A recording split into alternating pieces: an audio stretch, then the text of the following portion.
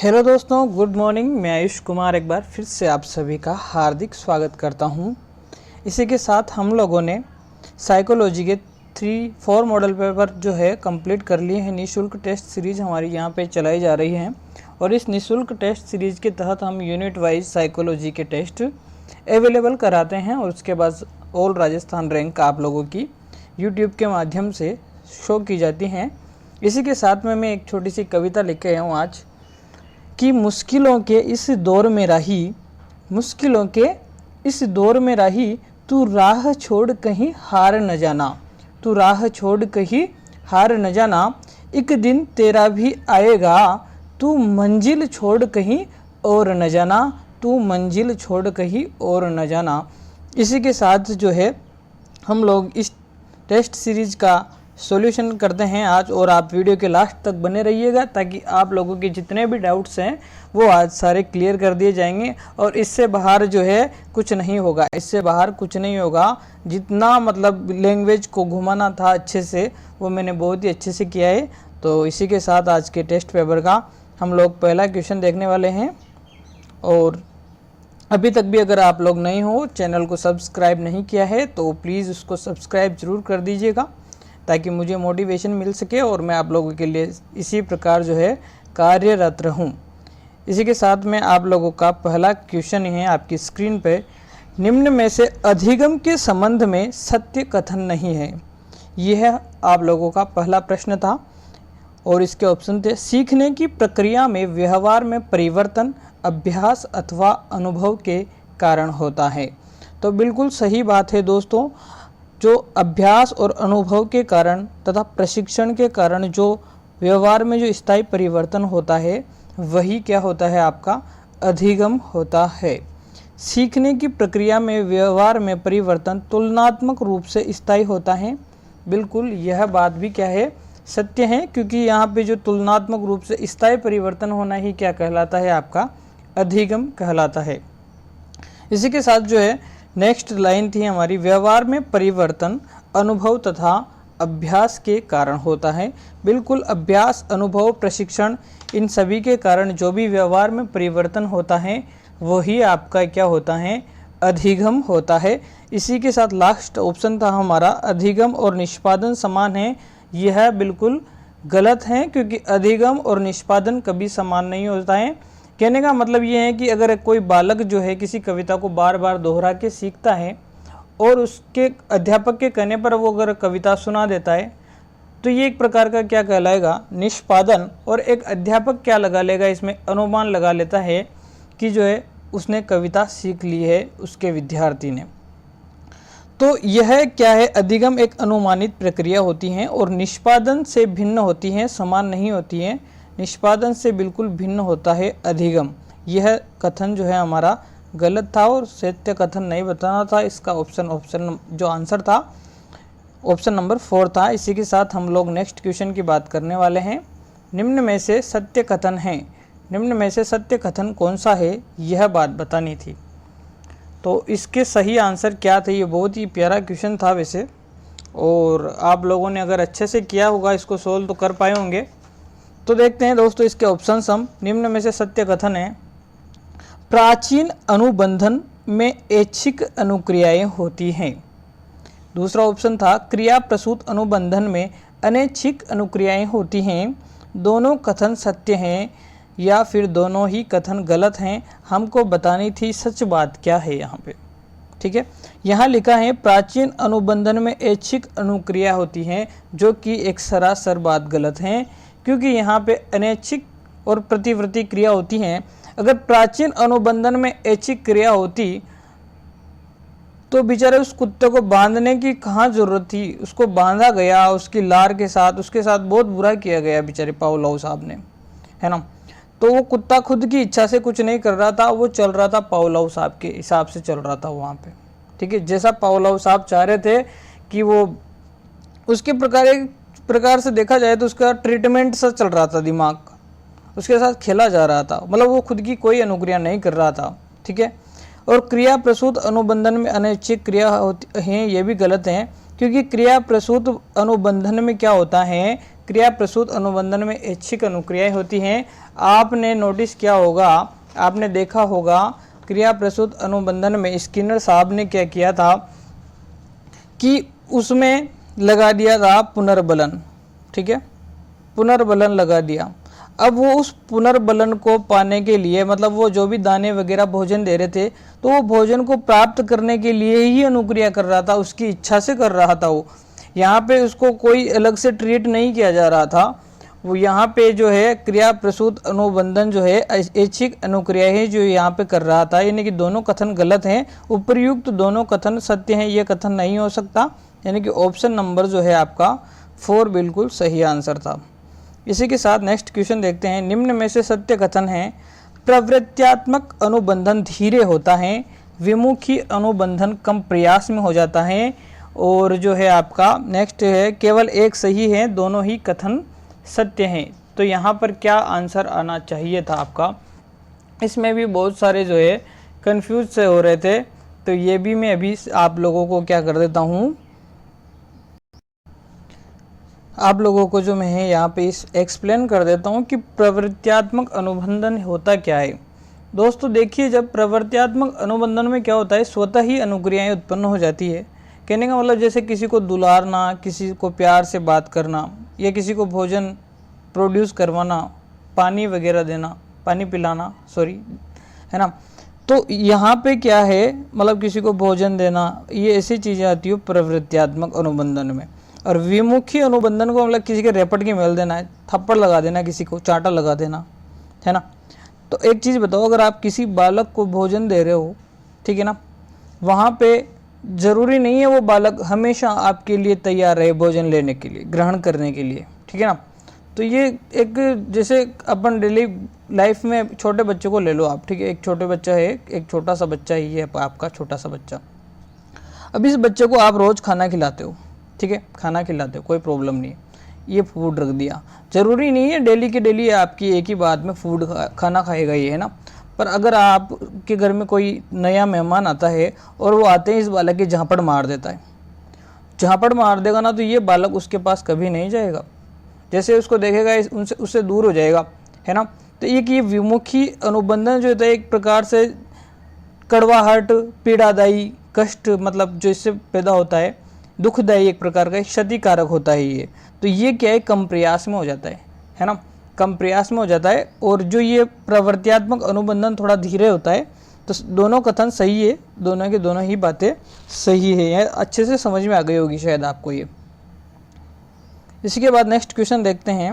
निम्न में से किस परिस्थिति में अधिगम प्रक्रिया के शीघ्र होने की संभावना सबसे अधिक होती है? यह भी बहुत ही अच्छा क्वेश्चन था। किस प्रक्रिया में सहकालिक अनुबंधन, विलंबित अनुबंधन, पश्चगामी अनुबंधन, अवशेष अनुबंधन? तो दोस्तों विलंबित अनुबंधन में जो है सबसे शीघ्र जो है परिस्थिति में अधिगम की प्रक्रिया सबसे शीघ्र होती है, ठीक है। किस में होती है? विलंबित अनुबंधन में, ठीक है। इसी के साथ हम लोग नेक्स्ट क्वेश्चन देखने वाले हैं।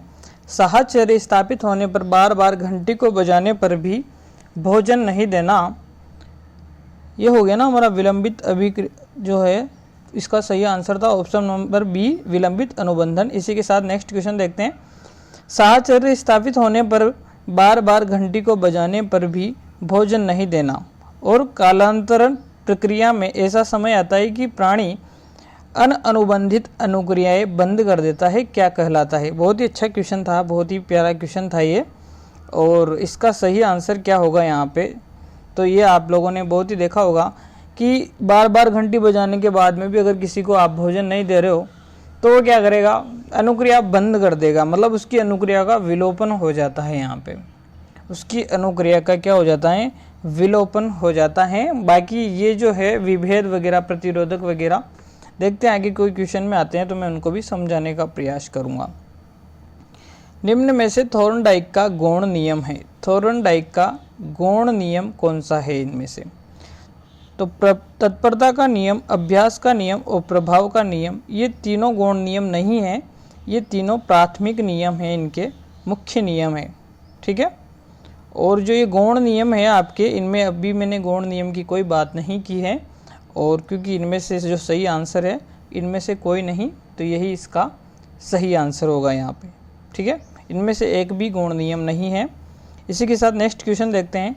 बालकों के सामने अनुकरणीय व्यवहार करना चाहिए, यह उक्ति अधिगम के किस सिद्धांत से संबंधित है?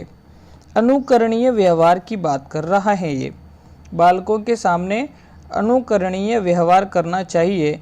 अनुकरण करना आपका जो है प्रेक्षणात्मक अधिगम, जो बांडुरा साहब ने दिया था, सामाजिक अधिगम सिद्धांत, प्रेक्षणात्मक अधिगम सिद्धांत जो है आपके बांडुरा साहब देते हैं, उनके बारे में यह कथन जो था, जिसे बोलते हैं इंग्लिश में ऑब्जर्वेशनल लर्निंग थ्योरी। ठीक है, तो ये क्या था आपका अनुकरणीय व्यवहार जो था आपका प्रेक्षणात्मक जो अधिगम था, बिल्कुल उसी यही इसका सही आंसर होगा। और इसी के साथ हम लोग करते हैं नेक्स्ट क्वेश्चन की बात। निम्न में से कौन सा गलत युग्म है? दोस्तों गलत युग्म की बात यहाँ पे की गई है, तो अव्यक्त अधिगम जो है आपका टॉलमैन साहब ने दिया था। बिल्कुल अव्यक्त अधिगम आपका टॉलमैन साहब ने ही दिया था, यह बिल्कुल सही बात थी। गलत युग्म जो है हमको ढूंढना था यहाँ पे। तो देखते हैं और भी ऑप्शन। अधिगम का क्षेत्रीय सिद्धांत जो है आपका कूर्ट लेविन साहब ने दिया था, कूर्ट लेविन साहब ने, बिल्कुल यह बात भी सही है। ठीक है, कूर्ट लेविन साहब आप भी अधिगम के क्षेत्रीय फील्ड थ्योरी, अधिगम के क्षेत्रीय सिद्धांत की जो बात यहाँ पे की गई थी। सामाजिक अधिगम सिद्धांत ब्रूनर ने दिया था, नहीं, बिल्कुल यह बात गलत है। अभी मैंने जस्ट बताया था आपको, यह जो है आपके अल्बर्ट बांडुरा साहब ने दिया था। अल्बर्ट बांडुरा साहब ने जो है आपका सामाजिक अधिगम सिद्धांत दिया था। और प्रयत्न और त्रुटि अधिगम सिद्धांत आपका जो है थॉर्नडाइक साहब ने दिया था, यह बात भी सत्य है। यानी कि ऑप्शन नंबर 3 यहाँ पे गलत युग्म है, इसका सही आंसर ऑप्शन नंबर 3 होगा। इसी के साथ नेक्स्ट क्वेश्चन देखते हैं। निम्न में से कौन सी अधिगम की सही विशेषता नहीं है? अधिगम की सही विशेषता नहीं बतानी है यहाँ पे, कौन सी नहीं है, तो पढ़ते हैं क्या है। देखिए इनमें से अधिगम एक सदैव उद्देश्यपूर्ण होती है। बिल्कुल अधिगम हमेशा उद्देश्यपूर्ण प्रक्रिया होती है। अधिगम अभ्यास, प्रशिक्षण और अनुभव पर आधारित होती है। बिल्कुल अभ्यास, प्रशिक्षण और अनुभव पर जो है आपका अधिगम आधारित होता है। मूल प्रवृत्ति प्रतिक्षेपी प्रक्रियाओं की वजह से व्यवहार में आया परिवर्तन अधिगम है? बिल्कुल नहीं। किसी बालक का रोना ये उसकी मूल प्रवृत्ति हो सकती है। छोटा बच्चा देखा होगा आपने, आपकी उनकी लाइफ में जो है मूल प्रवृत्तियां ज़्यादा पाई जाती है बालकों में, शैशव अवस्थाओं में। ठीक है, तो उनको कुछ चाहिए खाने के लिए तो भी वो रोएंगे, उनको पीने के लिए चाहिए तो भी वो रोएंगे। एक प्रकार की मूल प्रवृत्ति करना कोई अधिगम नहीं होता है। प्रतिक्षेपी प्रक्रिया किसी चीज़ को खुद के दबाव में यानी कि बाहर धकेलना खुद को उस जगह से, ये कोई अधिगम नहीं है। दोनों की दोनों प्रक्रियाएं अधिगम में नहीं आती है। बाकी अधिगम का कोई परिणाम नहीं होकर एक प्रक्रिया है, बिल्कुल अधिगम में कोई परिणाम नहीं होता है, ये एक प्रोसेस होती है जो इंसान क्या है लाइफ टाइम जो है सीखता रहता है। और बिल्कुल यहाँ पे ऑप्शन नंबर आपका 3 करेक्ट आंसर होगा। इसी के साथ हम लोग देखते हैं अधिगम वक्र में पठार बनता है। पठार बनने का मतलब है स्थिरता आना। ठीक है, स्थिरता कब आ सकती है? मतलब अधिगम की गति है बढ़ना और ये इस प्रकार से स्थिरता आ जाती है अधिगम, यूँ समझो आप बात को। मतलब ये अधिगम चल रहा है अच्छा खासा और किसी कारणवश स्थिरता आ जाती है। अभिप्रेरणा के कारण ऐसा होगा क्या? दोस्तों कभी भी अभिप्रेरणा आपकी जो है अनुक्रिया को घटाएगी नहीं, अगर अच्छी अभिप्रेरणा है तो। ठीक है ना, अभिप्रेरणा आपकी अनुक्रिया को लक्ष्य निर्देशित करती है और वो बढ़ने के लिए ही जो है आपको बोलेगी। तो अभिप्रेरणा इसका आंसर नहीं होगा। थकान के कारण, बिल्कुल थकान के कारण आपका जो है अधिगम में रुकावट आ सकती है। थकान के कारण बिल्कुल आ सकती है। अभिरुचि के कारण, अगर आप किसी काम को इंटरेस्ट के साथ कर रहे हो तो क्या आपको यहाँ पे पठार बन सकता है? क्या नहीं बन सकता। एक इंटरेस्ट के साथ करोगे तो आप उसको और ज़्यादा अच्छे से परफॉर्म कर पाओगे। तो इसका सही उपयोग सभी नहीं होगा, इसका सही आंसर होगा थकान के कारण अधिगम में पठार बनेगा। ठीक है, यहाँ तक की बात आपको अच्छे से समझ में आ गई होगी। इसी के साथ हम लोग नेक्स्ट क्वेश्चन देखते हैं। एक विद्यालय में भोजन की घंटी की आवाज़ सुनने पर भी ऐसी आशा होने लगती है कि अब भोजन आने वाला है और मुंह में लार बनने लगती है। यहाँ पर घंटी के कारण लार का आना, घंटी के कारण लार का आना होगा। अनुबंधित उद्दीपक, अनुबंधित उद्दीपक, अनुबंधित अनुक्रिया, अनुबंधित अनुक्रिया। क्वेश्चन नंबर 11 का सही आंसर क्या होगा? लार का आना, ये पूछ रहा है। ये लार का आना एक प्रकार की अनुक्रिया है, ठीक है, अनुक्रिया। और अनुक्रिया कब हो रही है? जब घंटी की आवाज़ सुनाई दे रही है, घंटी से बंधी हुई है अनुक्रिया, यानी कि अनुबंधित अनुक्रिया होगी यहाँ पे। यहाँ पर जो है अनुबंधित अनुक्रिया है, बिल्कुल सही आंसर होने वाला है। लार स्त्रावित करना अनुबंधित, जिसे CR कंडीशनल रेस्पॉन्स, अगर आप इंग्लिश में समझ पा रहे हो, कंडीशनल रेस्पॉन्स, बिल्कुल कंडीशन बनी हुई है क्योंकि घंटी की आवाज़ के कारण जो है यहाँ पे रेस्पॉन्स आ रहा है, कंडीशनल रेस्पॉन्सिंग होगा, अनुबंधित अनुक्रिया होगी आपकी यहाँ पे। ऑप्शन नंबर 3 सही आंसर होगा। वीडियो में थोड़ा टाइम लग रहा है, बाकी मैं आपके हर एक डाउट को क्लियर करता हुआ चल रहा हूँ यहाँ पे।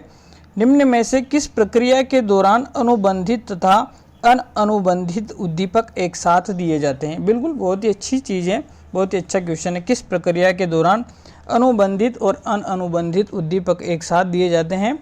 तो दोस्तों बताइए, अवशेष अनुबंधन। अवशेष अनुबंधन में क्या होता है? अनुबंधित अनुक्रिया का आरंभ तथा अंत हो जाता है, तब अनुबंधित उद्दीपक दिया जाता है। मतलब आदमी की प्रक्रिया खत्म हो जाती है, फिर उसके बाद घंटी बजाने का कोई मतलब नहीं रह जाता है। मतलब दोनों उद्दीपकों के मध्य कुछ ना कुछ क्या होता है, अंतर हो जाता है, ठीक है ना। ये होता है आपका अवशेष अनुबंधन, ठीक है, ये समझ में आ गया। विलंबित अनुबंधन क्या होता है? इसमें सबसे जो शीघ्र अनुबंधन होता है इसी में होता है, विलंबित अनुबंधन में। और उद्दीपक का प्रारंभ होता है तभी जो उसको अनुबंधित उद्दीपक भी साथ में दिया जाता है। अनुबंधित जो उद्दीपक होता है ना, जब उसका प्रारंभ होता है जब भी क्या दिया जाता है, अनुबंधित उद्दीपक दिया जाता है। यानी कि अनकंडीशनल स्टिमुलस और कंडीशनल स्टिमुलस दोनों क्या दिए जाते हैं, साथ साथ में दिए जाते हैं जब प्रारंभ होता है तब, ठीक है। इसलिए इसमें सबसे ज़्यादा सहकालिक जो है यही इसका सही आंसर होगा। और दोनों में एक साथ दिए जाएंगे, बिल्कुल दोनों एक साथ दिए जाते हैं। और जो है इसका सही आंसर क्या होगा आपका, अनुबंधित और अनुबंधित उद्दीपक एक साथ दिए जाते हैं तो सहकालिक अनुबंधन में दिए जाते हैं। और विलंबित अनुबंधन में क्या होता है, एक बार और मैं इसको अच्छे से समझा देता हूँ। विलंबित अनुबंधन में क्या होता है, अनुबंधित उद्दीपक प्रारंभ कर दिया जाता है। मतलब अनुबंधित उद्दीपक पहले प्रारंभ होगा और फिर उसके बाद में जो है अनुबंधित उद्दीपक दिया जाएगा, ठीक है।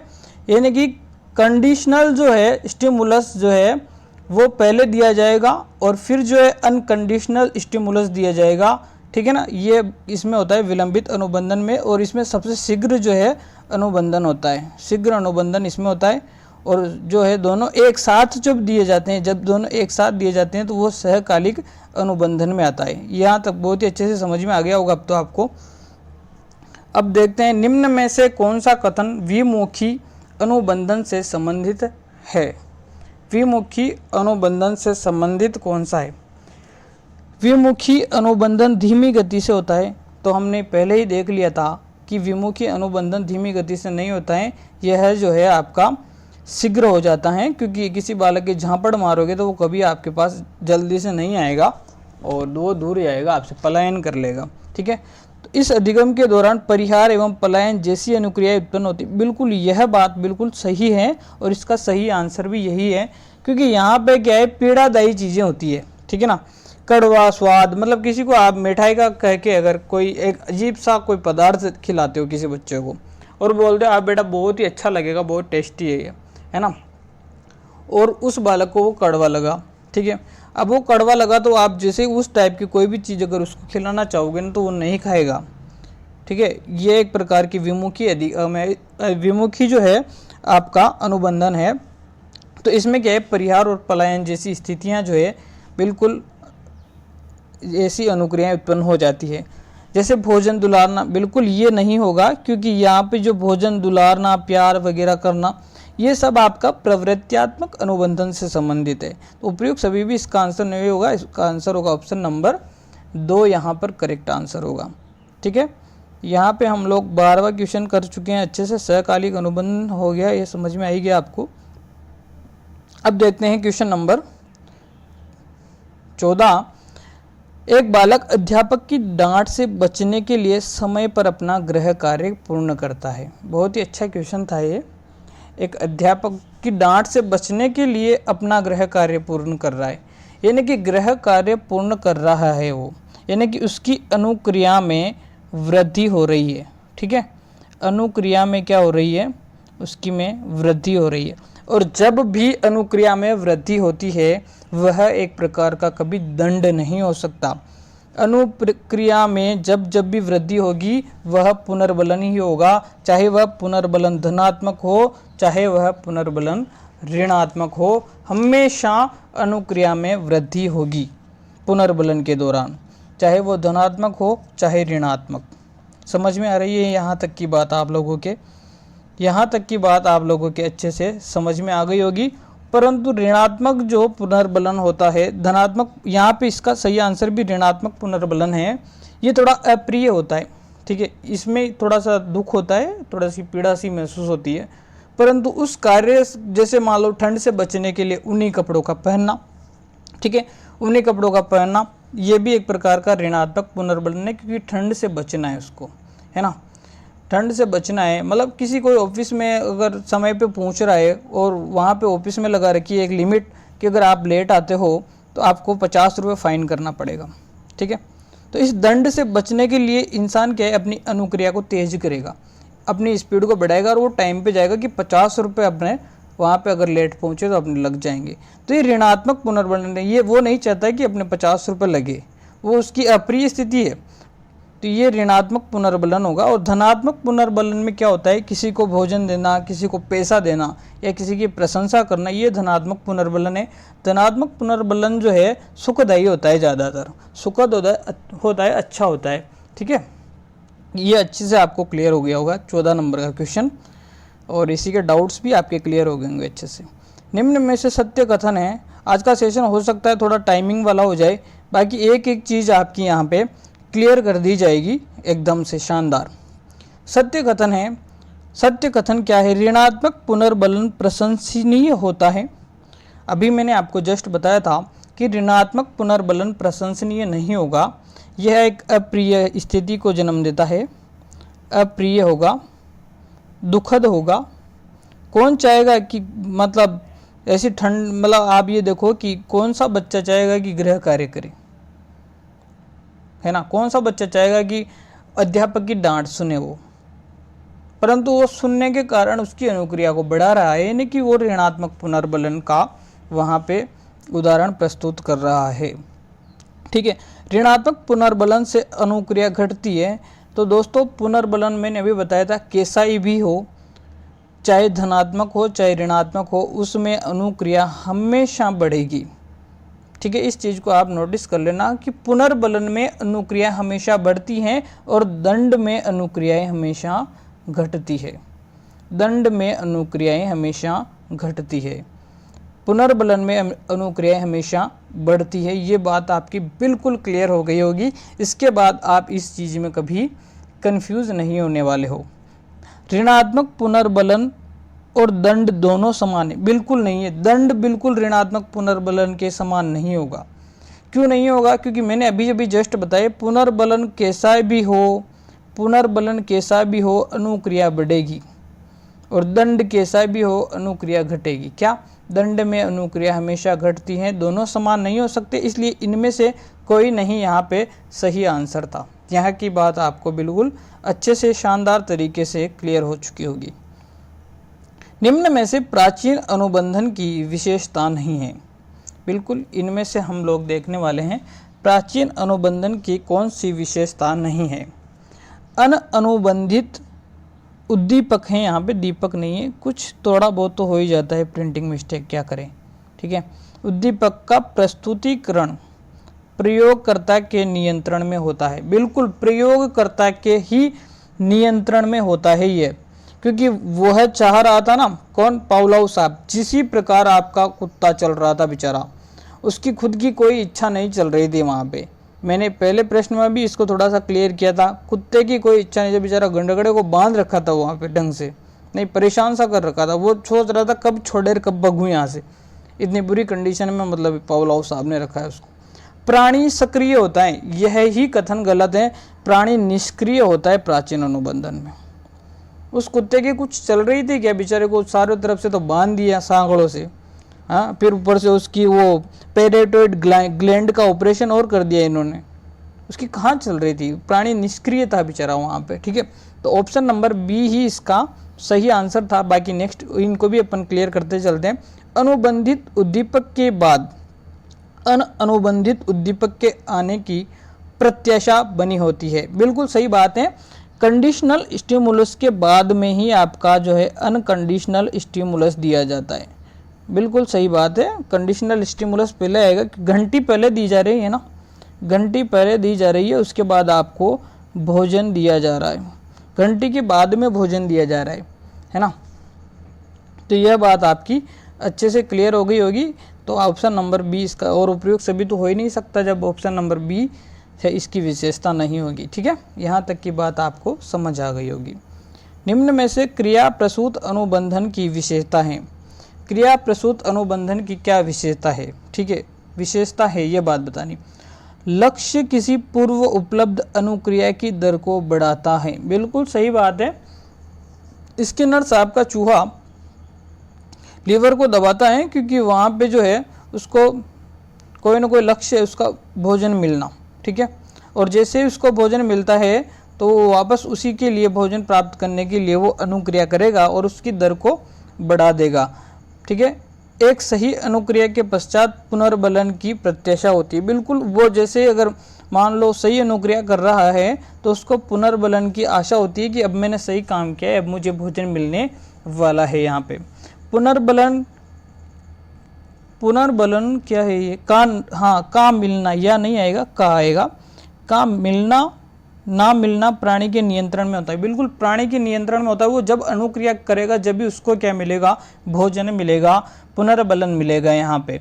बिल्कुल ये भी सही बात है, यानी कि उपयुक्त सभी कथन यहाँ पे सही है।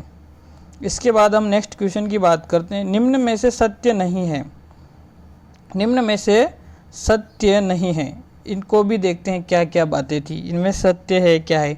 दंड के प्रयोग से अनुक्रिया की संभावनाएं कम होती हैं। ठीक है, ऑप्शन नंबर एक था दंड के प्रयोग से अनुक्रिया की संभावना कम होती है। बिल्कुल यह बात सही थी। कथन क्या है? सत्य नहीं है ना, सत्य नहीं बताना है अपन को। तो पहला ऑप्शन था आपका दंड के प्रयोग से अनुक्रिया की संभावनाएं कम होती है। बिल्कुल अनुक्रिया कम होती है दंड में, और पुनर्बलन में हमेशा क्या होती है, अनुक्रियाएं अधिक होती है। तो दूसरा ऑप्शन भी यही है, पुनर्बलन के कारण अनुक्रिया की संभावनाएं बढ़ती हैं। मैंने अभी अच्छे से क्लियर कर दिया था आपसे ये दोनों चीज़ें। दंड कोई भी अनुक्रिया को स्थायी रूप से समाप्त हो जाता है क्या? बिल्कुल गलत बात है, दंड से कोई भी अनुक्रिया स्थायी रूप से भी समाप्त नहीं होगी। दंड से कोई भी अनुक्रिया स्थायी रूप से समाप्त नहीं होगी, परंतु दंड से अनुक्रिया कम जरूर हो जाएगी, परंतु स्थायी रूप से कभी समाप्त नहीं होगी। इसका सही आंसर जो है ऑप्शन नंबर 3 ही था।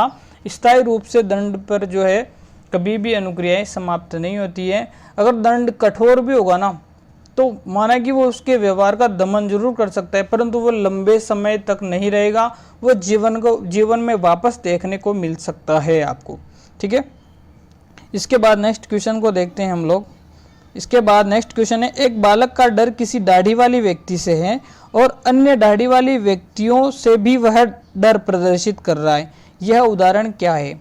मतलब कोई बच्चा है और वो दाढ़ी वाले व्यक्ति से डरता है, और वो किसी दूसरे जो दाढ़ी वाले व्यक्ति हैं तो उनसे भी वो डर रहा है। ठीक है, तो क्वेश्चन नंबर 19 का सही आंसर है बिल्कुल सामान्यकरण यहाँ पे, क्योंकि जो एक बालक है वो एक दाढ़ी वाले व्यक्ति से डर रहा है, और उसको जो भी दाढ़ी वाला व्यक्ति दिखता है वो उससे भी अपना डर प्रदर्शित कर रहा है। यानी कि उसने उस चीज़ का सामान्यकरण कर लिया है कि जो भी दाढ़ी वाला व्यक्ति है उनसे मेरे को डर नहीं है बस अब। ठीक है ना, समझ में आ गई होगी ये बात अच्छे से। ये इनके बारे में हम नेक्स्ट जो आगे क्वेश्चन आएंगे जब बात करेंगे। अधिगम असहायता की परिघटना कुत्तों पर अध्ययन करने के पश्चात किस मनोवैज्ञानिक ने प्रस्तुत की? सेलामेंडर, पावलोव, जीन पियाजे, मॉर्गन और सेलिगमैन तथा मायर। तो दोस्तों ये सेलिगमैन तथा मायर ही बिल्कुल इसका सही था। अधिगम असहायता की परिघटना कुत्तों पर इन्होंने जो है एक्सपेरिमेंट किया था और बहुत ही प्यारा एक्सपेरिमेंट था वो। तो उस एक्सपेरिमेंट के बारे में भी मैं आपको थोड़ा सा बता देता हूँ, थोड़ा सा क्या क्या एक्सपेरिमेंट।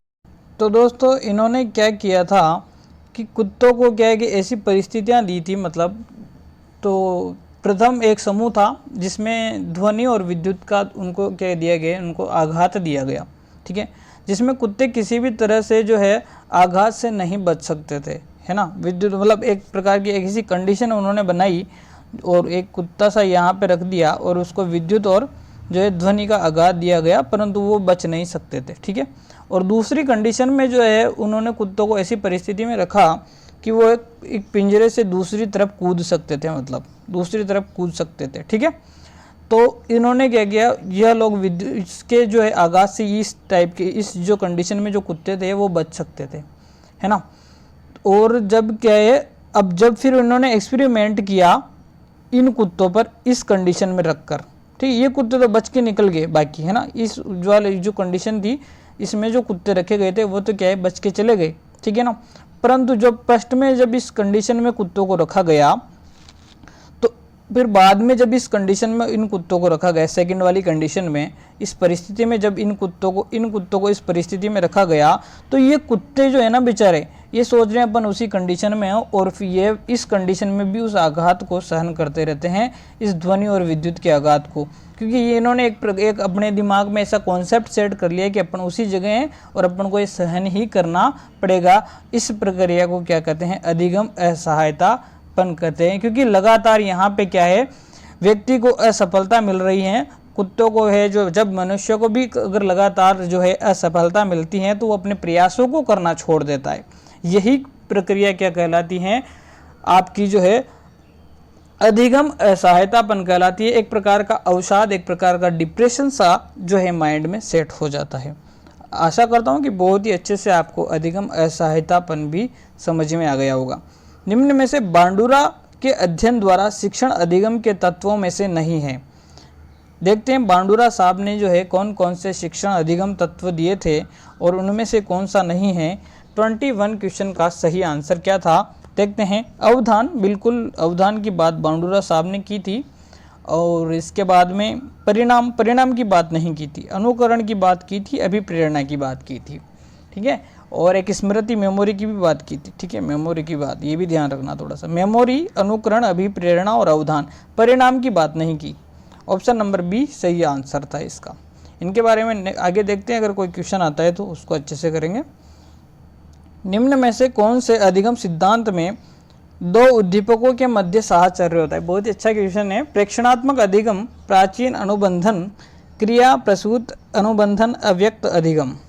22वें क्वेश्चन का सही आंसर है आपका प्राचीन अनुबंधन, क्योंकि दो उद्दीपक दिए जाते हैं, आपको पता है, एक तो अनकंडीशनल स्टिमुलस दिया जाता है और एक कंडीशनल स्टिमुलस दिया जाता है। यानी कि एक तो घंटी दी जा रही है ना, जिसके कारण भी लार आ रही है, और एक भोजन दिया जा रहा है उसके कारण भी लार आ रही है। यानी कि दो उद्दीपक यहाँ पे दिए जाते हैं, एक अनुबंधित होता है और एक जो है आपका अनुबंधित होता है, जिसे आप समझ अनकंडीशनल और कंडीशनल स्टिमुलस भी कहते हैं। इंग्लिश नेम आप जरूर याद रखें पेपर में, बहुत ही अच्छा रहेगा आप लोगों के लिए, ठीक है। इसी के बाद 23 क्वेश्चन देखते हैं। टेलीविज़न समाचार पत्र में देखकर किसी को हम उन्हीं व्यक्तियों के व्यवहार का अनुकरण करके सीखते हैं जिन पर हमारा ध्यान केंद्रित होता है अथवा जो आकर्षक होते हैं। यह कथन प्रदर्शित करता है, यह कथन क्या प्रदर्शित कर रहा है भाई, बोलो जल्दी से।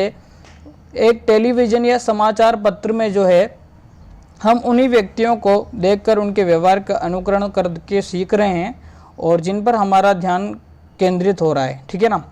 तो वो क्या कर रहे हैं, हम लोगों की जो है सीखने की प्रक्रिया में अवधान का काम कर रहे हैं, क्योंकि हम उनको देख के सीख रहे हैं जहाँ पे हमारा ध्यान केंद्रित होना, और ध्यान जहाँ पे केंद्रित होता है वहीं अवधान आता है। वहीं क्या आ जाता है, आपका अवधान आ जाता है। यहाँ तक की बात आपको समझ में आ जाती है। मतलब सीखने के लिए वहाँ पे क्या है, मॉडल पर ध्यान देना आवश्यक होता है। बिल्कुल सीखने के लिए प्रेक्षण विधि जो होती है आपकी, उसमें मॉडल पर ध्यान देना जो है ज़रूरी है। और यहाँ पे ध्यान केंद्रित किस पे हो रहा है, जो आकर्षक होते हैं, क्या, जो आकर्षक होते हैं। ठीक है, अवधान होगा इसका सही आंसर। ठीक है, नेक्स्ट क्वेश्चन देखते हैं। 2 वर्ष के बालक का किसी व्यक्ति को जूते के फीते बांधने देखकर फीता बांधना सीखना उदाहरण है। तो दोस्तों यहाँ पे अवधान प्राप्ति जैसा कोई नहीं है, क्योंकि यहाँ पे किसी मतलब आप किसी के प्रति आकर्षक नहीं हो रहा है और किसी का ध्यान केंद्रित भी नहीं कर रहा है। ठीक है ना। अनुकूलन एडेप्टेशन भी इसका सही आंसर नहीं है, क्योंकि अनुकूलन की बात आपके बांडुरा साहब नहीं कर रहे हैं यहाँ पे। ठीक है, अनुकरण जरूर बिल्कुल इसका सही आंसर है, क्योंकि बालक किसी को देख रहा है जूते के फीते बांधना और वो अपने जूते के फीते भी जो है बांध रहा है। यहाँ तक की बात आपको समझ में आई है। जूते के फीते बना दिए मैंने। अनुकरण के द्वारा बालक यहाँ पे सीखता है। इसी के साथ नेक्स्ट क्वेश्चन देखते हैं। किसी प्रतिभाशाली बालक की इच्छा के विरुद्ध उसे परीक्षा हॉल में बिठा दिया जाता है, परंतु प्रश्न का सही आंसर दे, इस बात के लिए उसे विवश नहीं किया जा सकता। यह कथन किस नियम की पालना करता है? अब तत्परता का नियम, अभ्यास का नियम, प्रभाव का नियम या फिर कोई नहीं? तो इसका सही आंसर होगा दोस्तों तत्परता का नियम। ठीक उसी प्रकार जो आप लोगों के जीवन में एक उदाहरण सा चलता है कि किसी घोड़े को तालाब के पास ले जाया जा सकता है, परंतु उसे पानी पीने के लिए बाध्य नहीं किया जा सकता। यही बात यहाँ पे है कि किसी प्रतिभाशाली बालक को उसकी इच्छा के विरुद्ध आप परीक्षा हॉल में बिठा दो, पर वो उस प्रश्न का सही आंसर दे, यह जरूरी नहीं है। ठीक है ना, और उसको आप विवश भी नहीं कर सकते हो। इसी के साथ नेक्स्ट क्वेश्चन देखते हैं। एक बालक को किसी भूल भुलैया में बंद कर दिया जाता है। ठीक है, एक बालक को किसी भूल भुलैया में बंद कर दिया जाता है, जिसके कारण वह कई निरर्थक प्रयास करता है और अंततः सफलतम प्रयास तक पहुंच जाता है। तो यह मनोवृत्ति का नियम बिल्कुल नहीं हो सकता, प्रभाव का नियम भी नहीं हो सकता। यह जो है आपका बहु अनुक्रिया का नियम होगा, क्योंकि यहाँ पर क्या होती है, बहुत सारी अनुक्रियाएं करता है बालक की और अंत में जो है वह एक सफल प्रयास तक पहुँच जाता है। इसे कहते हैं बहु अनुक्रिया का नियम। ठीक है, नेक्स्ट क्वेश्चन देखते हैं। बालक द्वारा प्रश्न का सफाई से तथा सही उत्तर लिखने पर जो है अध्यापक उसकी क्या करता है, प्रशंसा करता है। इससे बालक के सफाई तथा सही उत्तर देने का व्यवहार बढ़ता है। यह कौन से अधिगम के सिद्धांत पर आधारित है? इसका सही आंसर बताइए जल्दी से। 27 क्वेश्चन का सही आंसर। तो यहाँ पे बालक को क्या मिल रहा है, अध्यापक प्रशंसा कर रहा है। ठीक है, तो यहाँ पे प्रशंसा करना एक प्रकार का आपका धनात्मक पुनर्बलन मिल रहा है बालक को। क्या मिल रहा है, धनात्मक पुनर्बलन मिल रहा है। और आपको पता है पुनर्बलन किस में आएगा, क्रिया प्रसूत अनुबंधन में। ऑप्शन नंबर 3 इसका सही आंसर होगा। इसी के साथ नेक्स्ट क्वेश्चन देखते हैं हम लोग। निम्न में से कौन सा सिद्धांत संज्ञानात्मक सिद्धांत है? अब एक विद्यार्थी कहता है कि प्रेक्षणात्मक अधिगम और अव्यक्त अधिगम दोनों ही है। तो दोस्तों मैं इस चीज़ को क्लियर करना चाहूँगा आज थोड़ा सा। जो प्रेक्षणात्मक अधिगम होता है वो आपके सामने एक व्यवहार, आप कभी भी ज़्यादातर बुक्स को पढ़ते हो ना, तो उसको थोड़ा रियल लाइफ से जोड़ने का प्रयास कीजिए। आपका व्यवहारात्मक अधिगम ही होगा प्रेक्षणात्मक अधिगम। और आपकी आरबीएससी की बुक भी यही बोलती है, आपकी आरबीएससी की बुक भी यही बोलती है कि जो है ऑब्जर्वेशन लर्निंग थ्योरी जो है आपकी बिहेवियरिज्म पर डिपेंडेड होती है। क्योंकि बांडुरा साहब जो है आपके वो प्रेक्षणात्मक अधिगम कैसे करते हैं, किसी को अनुकरण, किसी के व्यवहार का अनुकरण करके बालक सीखता है यहाँ पे। ठीक है, क्योंकि उन्होंने एक मूवी दिखाई थी बालकों को, और उस मूवी में जो है वो जैसा व्यवहार वो बालक कर रहे थे वैसा ही व्यवहार उन बालकों ने किया। ठीक है ना, तो अनुकरण करना एक प्रकार से अवलोकन करने से कहाँ से सूझ उत्पन्न हो रही है, कृपया मेरे को भी थोड़ा सा ये बता देना आप।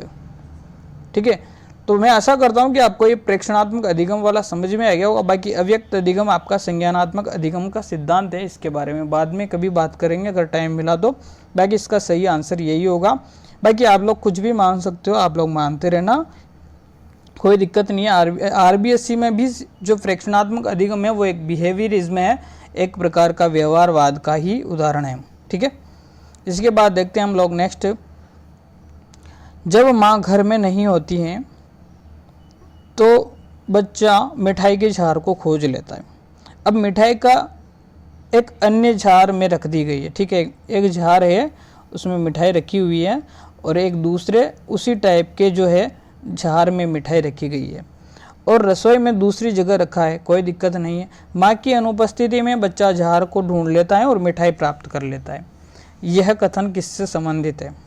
पुनरावृत्ति से? नहीं, बिल्कुल नहीं है पुनरावृत्ति। सामान्यीकरण यहाँ पे सही आंसर होगा, क्योंकि इस झार की जो आकृति है इस झार से मिलती हुई है, यानी कि दोनों की आकृति क्या है, समान है। और वहाँ पे भी हमने पहले क्वेश्चन में देखा था कि दाढ़ी वाले व्यक्ति से डरता है वो बच्चा, और दूसरे दाढ़ी वाले व्यक्ति को देखता है तो भी उसको क्या लगता है, डर। यानी कि दोनों ही जो कंडीशन है यहाँ पे बिल्कुल सामान्यीकरण की कंडीशन है। बिल्कुल बच्चा वहाँ पे सामान्यीकरण कर लेता है कि वो माँ जो अगर किसी मिठाई को रखती है तो वो इसी टाइप की झार में रखती है। समझ रहे हो आप बात को? बिल्कुल क्लियर हो गया होगा ये क्वेश्चन भी आपका। एक बालक कमर तथा रकम, सपूत तथा कपूत में अंतर करना नहीं जानता, वह किस प्रकार की अधिगम अक्षमता है? यानी कि एक बालक ल ट में अंतर करना नहीं जानता, च छ में अंतर करना नहीं जानता, एक प्रकार की पठन संबंधी विकार है। ठीक है, पठन संबंधी विकार आपका किस में आता है? किस में आता है? जल्दी से बताइएगा, जल्दी से आपके दिमाग में क्या चल रहा है? डिसलेक्सिया। बिल्कुल, डिसलेक्सिया आपका एक पठन संबंधी विकार है। इसी के साथ नेक्स्ट क्वेश्चन की हम लोग बात करने वाले हैं, 31 क्वेश्चन की। निम्न में से सत्य कथन है, सत्य कथन कौन सा होगा? निम्न में से आंशिक पुनर्बलन द्वारा सीखी गई अनुक्रिया कम स्थायी होती है। अब बात करते हैं आंशिक पुनर्बलन की। तो दोस्तों, आंशिक पुनर्बलन से जो सीखी गई अनुक्रिया होती है, इसका सत्य कथन हमको बताना था। 31 क्वेश्चन का सत्य कथन हमको बताना था, और देखते हैं इस क्वेश्चन को बहुत ही अच्छे से हम सॉल्व करने वाले हैं। और दूसरा ऑप्शन था आंशिक पुनर्बलन से सीखी गई अनुक्रियाओं का विलोप शीघ्र होता है। ठीक है, और तीसरा ऑप्शन था प्रत्येक वांछित अनुक्रिया घटित होने पर भी नहीं दिए जाने वाला पुनर्बलन आंशिक पुनर्बलन कहलाता है। निम्न में से कोई नहीं इसका सही आंसर है। अब क्यों है ये चीज़ हम देखते हैं। आंशिक पुनर्बलन द्वारा सीखी गई अनुक्रिया कम स्थायी होती है, नहीं होती है, बहुत ज़्यादा स्थायी होती है, अधिक स्थायी होती है। ठीक है, आंशिक पुनर्बलन द्वारा। ठीक है, एक होता है आपका सतत पुनर्बलन और एक होता है आंशिक पुनर्बलन। जैसे कोई बच्चा है, या फिर आप यूँ मान के चलो, आप स्किनर का ही प्रयोग देख लो। ठीक है, अब जैसे ही वो हर बार लीवर को दबाता है और हर बार उसको क्या मिल जाता है, दाना मिल जाता है खाने के लिए, तो वो अनुक्रियाएं जब भी करेगा जब उसको खाना होगा। ठीक है, तो अनुक्रियाएं कम हो गई ना, स्थायी कम हो गई अनुक्रिया। और आंशिक रूप से पुनर्बलन मिलेगा, यानी कि उसको 5 बार में पुनर्बलन मिल रहा है, मतलब 5 बार अनुक्रिया कर रहा है जब जाके उसको कोई दाना मिल रहा है। फिर वो उसको 3 बार कोई अनुक्रिया कर रहा है जब जाके मतलब आंशिक पुनर्बलन मिल रहा है उसको। ठीक है, कम पुनर्बलन मिल रहा है, आंशिक पुनर्बलन मिल रहा है, तो उसकी अनुक्रिया में क्या होगी, अधिकताएं देखी जाएगी। आंशिक पुनर्बलन से सीखी गई अनुक्रियाओं का विलोप शीघ्र होता है? बिल्कुल नहीं होता है, उनका विलोप भी देरी से होता है। ठीक है, आंशिक पुनर्बलन से सीखी हुई जो अनुक्रिया होती है उनका विलोप क्या होता है, देरी से होता है। और ठीक है, और सतत पुनर्बलन जो होता है उसमें अनुक्रिया का अधिगम और विलोप दोनों ही शीघ्र होता है। अधिगम भी शीघ्र होगा और विलोप भी क्या होगा, शीघ्र होगा। ठीक है, प्रत्येक वांछित अनुक्रिया घटित होने पर दिया जाने वाला पुनर्बलन आंशिक पुनर्बलन कहलाता नहीं। प्रत्येक वांछित अनुक्रिया मतलब हर एक अनुक्रिया पर जब वो चाहे, जब उसको मतलब वो दाना मिल जाए, मतलब एक बार लीवर दबाया और दाना मिल गया, तो ये जब मिलेगा जब सतत पुनर्बलन होगा। सतत पुनर्बलन की प्रक्रिया में जो है जब जब भी अनुक्रिया करेगा जब जब उसको पुनर्बलन मिलेगा, यानी कि आंशिक अनुक्रिया नहीं, आंशिक पुनर्बलन नहीं होगा, सतत पुनर्बलन होगा। तो इसका ऑप्शन नंबर डी सही आंसर होगा। एक शिक्षक होने के नाते आप किस नियम को नहीं अपनाएंगे? आंशिक क्रिया के नियम को बिल्कुल अपनाएंगे, तत्परता के नियम को अपनाएंगे, कोई दिक्कत नहीं है। और अभ्यास के नियम का भी हम, प्रलोभन का नियम एक अध्यापक को कभी नहीं अपनाना चाहिए। प्रलोभ यानी कि लोभ देना, लालच देना बच्चों को, ये नियम जो है कभी नहीं अपनाना चाहिए एक भावी अध्यापक होने के नाते। इसी के साथ नेक्स्ट क्वेश्चन है, एक टाइपराइटर का कौशल कीबोर्ड टाइप करने में सहायक है। ठीक है, कीबोर्ड टाइप करने में सहायक है, कोई दिक्कत ना है। और किस प्रकार का जो है अधिगम स्थानांतरण है, तो दोनों ही तरफ पॉजिटिविटी है, कीबोर्ड भी एक जैसा दिखाई देता है, एक टाइपराइटर जो है वो पहले से टाइपराइटर है, कोई दिक्कत नहीं है उसमें। तो धनात्मक अधिगम अंतरण, ये तो सीधा सा क्वेश्चन था, आप लोगों को समझ में आ गया होगा। ठीक है, एक बालिका, ये अच्छा क्वेश्चन है, एक बालिका दाएं हाथ से बाएं हाथ और बाएं हाथ से दाएं हाथ में मेहंदी लगा लेती है ना। तो मतलब एक हाथ का काम वो दूसरे हाथ से भी कर लेती है। ठीक है, एक हाथ का काम वो दूसरे हाथ से भी कर लेती है। ठीक है ना, तो ये किस प्रकार का अंतरण है, यह एक प्रकार का जो है आपका अंतरण होगा। जल्दी से इस क्वेश्चन का आंसर जो होगा आपका द्विपार्श्विक अंतरण। क्या द्विपार्श्विक अंतरण इसका सही आंसर होगा। जीव विज्ञान का ज्ञान संस्कृत की समस्या को हल नहीं कर सकता और न ही उसके सीखने में सहायक है। बहुत ही अच्छे से क्वेश्चन है, ये तो नॉर्मल सा क्वेश्चन है, क्योंकि जीव विज्ञान का ज्ञान का संस्कृत की समस्या पर कोई प्रभाव नहीं पड़ रहा है। ठीक है, कोई भी प्रभाव नहीं पड़ रहा है, ना तो उसकी समस्या को हल कर सकता है और ना ही कोई प्रॉब्लम वहाँ पे क्रिएट कर रहा है वो। ठीक है, तो 35वें क्वेश्चन का जो है आपका ऑप्शन नंबर 0 अधिगम स्थानांतरण, न तो उस पर पॉजिटिव इफेक्ट डाल रहा है न ही नेगेटिव इफेक्ट डाल रहा है, बिल्कुल 0 इफेक्ट है, कोई प्रॉब्लम ही नहीं है उसमें तो। ठीक है ना, एक बालक को निद्रा संबंधी विकार हैं, जो किस प्रकार की अधिगम अक्षमता है। डिसलेक्सिया, यह आपने पता ही, आप जानते हो डिसलेक्सिया क्या होती है, एक पठन संबंधी विकार है। डिसग्राफिया क्या है, डिसग्राफिया क्या है, जल्दी से बताइएगा आप। डिसग्राफिया जो है आपका लेखन से संबंधित विकार है। ठीक है, ऑटिज्म में एक स्वलीनता होती है, ऑटिज्म का मतलब एक स्वलीनता संबंधी, खुद में खोया रहता है बालक। और इंसोमानिया बिल्कुल सही आंसर होगा, इंसोमानिया आपका करेक्ट आंसर होगा, क्योंकि इसमें निद्रा संबंधित विकार होता है बालक में, नींद नहीं आती है, चैन भी नहीं आता है। ठीक है, निम्न में से किस शब्द की अवधारणा लेविन ने ज्यामिति के आकृति के क्षेत्र में जो है ग्रहण की थी। वेक्टर्स जो है इसने भौतिक विज्ञान के बारे में बात की थी, वेक्टर्स थ्योरी सदिश के बारे में। और जीवन दायरा, ठीक है, ये नहीं है। टोपोलॉजी सही है, यहाँ पे टोपोलॉजी इसका सही आंसर होगा, गणित के क्षेत्र में। ठीक है, टोपोलॉजी करेक्ट आंसर। अनुभवजन्य अधिगम सिद्धांत किस मनोवैज्ञानिक ने दिया था। अनुभवजन्य जो है अधिगम सिद्धांत किस मनोवैज्ञानिक ने, 38 क्वेश्चन नंबर देख रहे हैं हम लोग, 37 कर लिया हमने। टोपोलॉजी उसका सही आंसर था, 37 ही था ना, हाँ 37 था बिल्कुल। 38 क्वेश्चन नंबर हम लोग कर रहे हैं अभी। अनुभवजन्य अधिगम सिद्धांत किस मनोवैज्ञानिक ने दिया है, बहुत ही अच्छा क्वेश्चन था, 38 क्वेश्चन। तो कोड रोजर्स साहब ने आपका अनुभवजन्य अधिगम सिद्धांत दिया था। बाकी जो आप लोगों को फालतू ऑप्शनों पे ध्यान नहीं देना है। ठीक है, इसी के बाद देखते हैं 39 क्वेश्चन। जब कोई बालक किसी कार्य को करते हुए ऊबने लग जाता है, बोरियत सी महसूस हो रही है ना, बोरिंग हो रहा है, बोर हो रहा है, कहने का मतलब बोर हो रहा है। ठीक है, इस बात का संकेत है कि संभवतः कार्य यांत्रिक रूप से बार बार हो रहा है, बालक बुद्धिमान नहीं है, बालक में सीखने की योग्यता नहीं है, बालक को अनुशासित करने की ज़रूरत है। तो ये भी गलत बात है, क्योंकि वो ऊब रहा है तो उससे ज़रूरी नहीं है उसको आप डरा धमका के अनुशासित करोगे।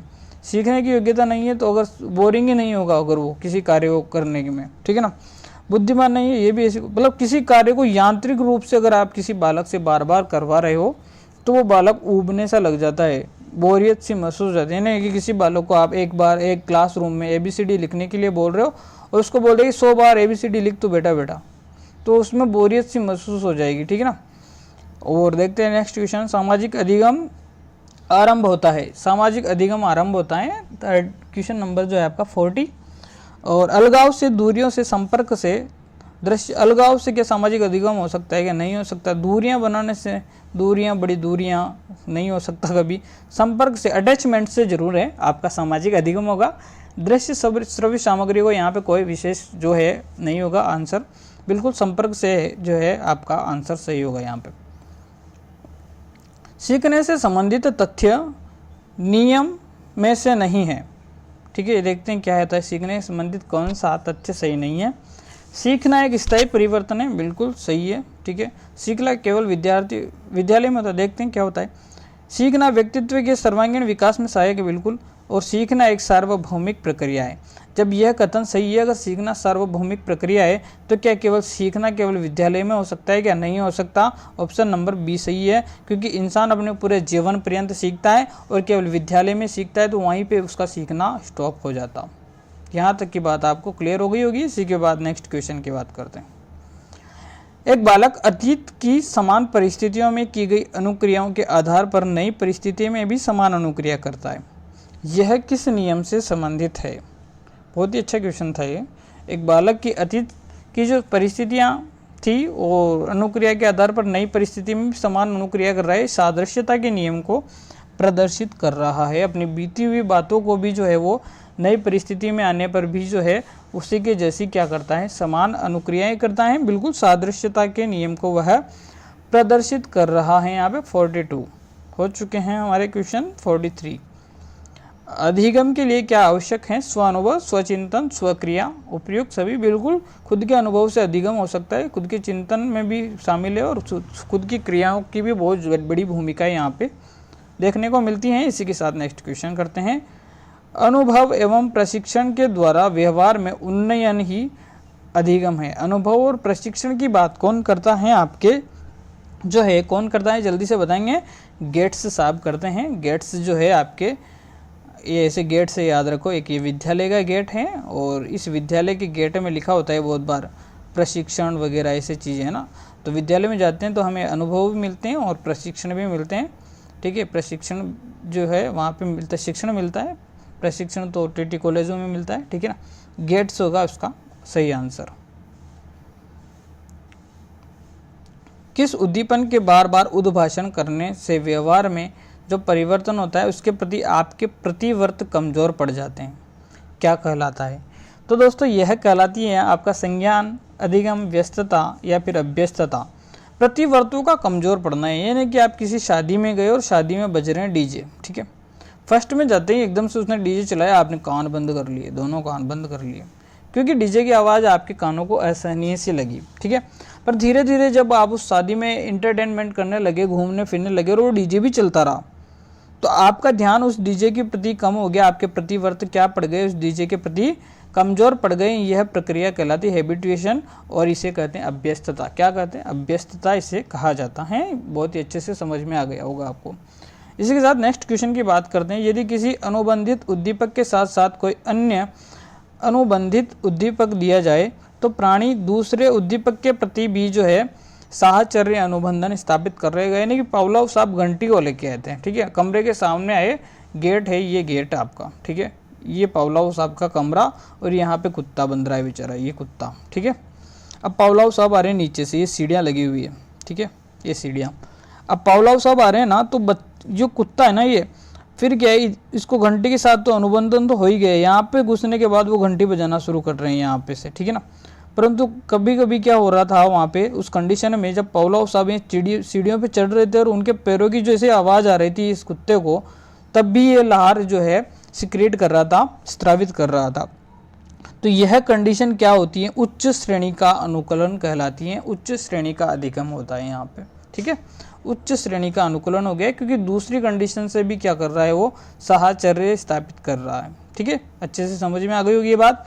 47 का कुर्ट लेविन जो है आपके अधिगम संबंधी क्षेत्र सिद्धांत की एक प्रमुख अवधारणा नहीं है।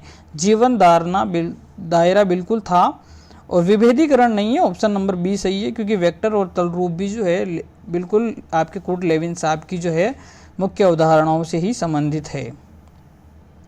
एक बालक अपने शरीर, चेहरे, दिखावट और आकार से संतुष्ट नहीं हो पाता है ना। तो ये किस प्रकार का रोग है? डिस्प्रेक्सिया जो है आपका, डिस्प्रेक्सिया किससे संबंधित है? अपने कोऑर्डिनेट नहीं कर पाता है आँखों, हाथों और शरीर के अंगों के मध्य, है ना। बालक जो है नहीं कर पाता है कोऑर्डिनेट। और यहाँ पे इसका सही आंसर है डिस्मोर्फिया। डिस्मोर्फिया बिल्कुल इसका सही आंसर है। और इसमें क्या है, वो बालक जो है आपका खुद के जो अंगों के आकार वगैरह उनसे कभी संतुष्ट नहीं हो पाता है। बाकी चीज़ों को हम देखेंगे किसी वीडियो में। और ये बाकी अधिगम अक्षमता का मैंने छोटा सा 4 मिनट का वीडियो है, उसमें 10 इंपॉर्टेंट क्वेश्चन है। आप लोग वहाँ से भी आप उस वीडियो को देख सकते हो, आपकी सारे जो डाउट्स हैं वहाँ पे क्लियर हो जाएंगे। देखते हैं इसके बाद में रॉबर्ट गेने की सोपानकी में सबसे निम्नतम स्तर पूछा है। निम्नतम स्तर बताना है आपको। तो समस्या समाधान सबसे उच्चतम स्तर था, ये उच्चतम स्तर है, समस्या समाधान इसका सबसे उच्चतम स्तर है। और सबसे निम्नतम स्तर है आपका सांकेतिक अधिगम। बिल्कुल ऑप्शन नंबर 4 यहाँ पे सही आंसर था। इसी के साथ नेक्स्ट क्वेश्चन है, रीट की तैयारी करने वाले एक विद्यार्थी को मनोविज्ञान से संबंधित ज्ञान फर्स्ट ग्रेड की तैयारी में उपयोगी साबित हुआ है। ठीक है, मनोविज्ञान का जो ज्ञान था उसका, वो उसका फर्स्ट ग्रेड की जो तैयारी थी उसमें जो क्या कर रहा था, साबित होता है, अच्छा साबित होता है ना।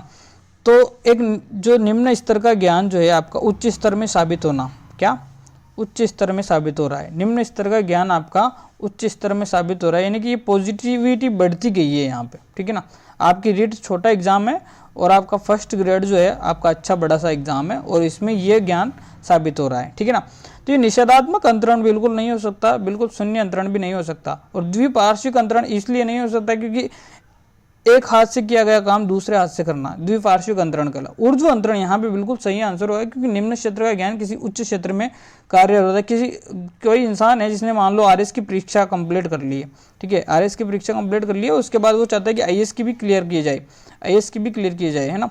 तो ये क्या हुआ कि जो है एक निम्न स्तर का ज्ञान किसी दूसरे स्तर के उच्च स्तर के में काम आ रहा है, तो ये एक प्रकार का ऊर्ध्व अंतरण कहलाएगा। 50 क्वेश्चन का डी आंसर बिल्कुल करेक्ट होगा।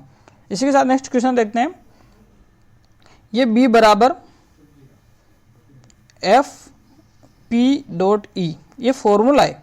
ठीक है, और ये फॉर्मूला किसका है आप लोग कमेंट बॉक्स में जरूर मेरे को कमेंट कीजिएगा। क्षेत्र और व्यवहार P और E का अर्थ बताना है। पर्सन और इन्वायरमेंट यानी कि व्यक्ति और वातावरण की बात कर रहा है। देखते हैं कौन से ऑप्शन में, ऑप्शन नंबर 4 में व्यक्ति और वातावरण है, पर्सन और इन्वायरमेंट। ठीक है ना, और ये फील्ड है, F का मतलब फील्ड क्षेत्र। ठीक है, बाकी देखते हैं नेक्स्ट क्या होता है और ये बताना आप मेरे को कमेंट बॉक्स में किसने दिया था, है ना।